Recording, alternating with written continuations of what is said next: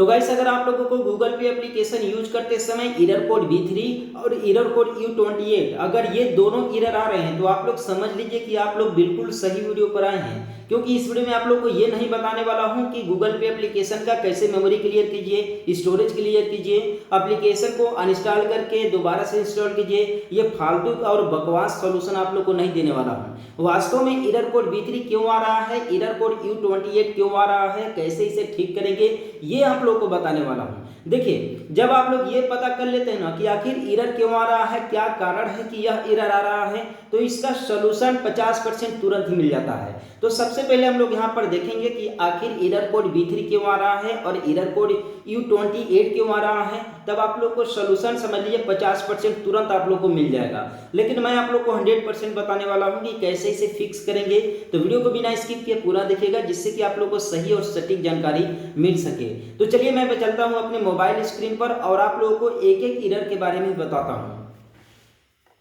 तो गाइस देखिए, मैं सबसे पहले आप लोगों को एरर कोड B3 के बारे में बताने वाला हूं कि आखिर एरर कोड B3 क्यों आ रहा है और कैसे इसे ठीक करेंगे। ठीक है, तो देखिए बेसिकली आप लोग यहां पर देख सकते हैं एरर कोड B3 का यहां पर लिखा हुआ है। ठीक है, एरर कोड देखिए यहां पर रिस्पांस कोड है।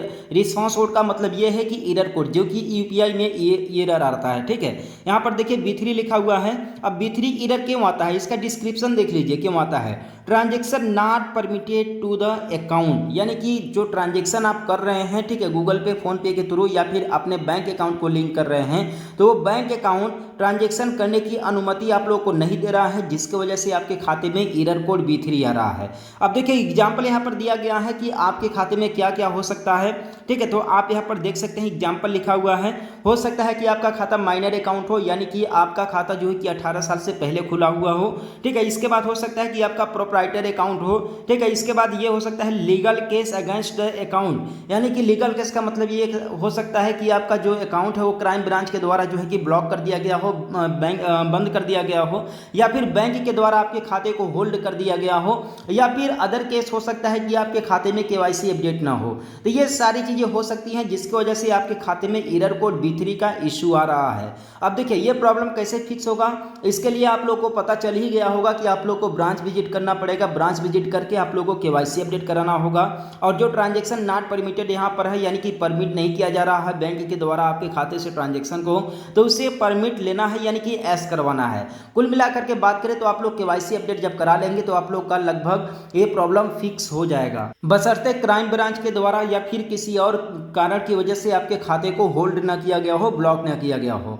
ठीक है, तो यही कारण है जिसकी वजह से एरर कोड B3 आ रहा है। अब यहाँ पर बात करते हैं एरर कोड U28 के बारे में। ठीक है, कि आखिर एरर कोड U28 क्यों आ रहा है, तो ये सबसे पहले जानना बहुत ही जरूरी है। ठीक है, क्योंकि आप लोगों का बहुत ही भाई लोगों का ये सवाल है, कमेंट है।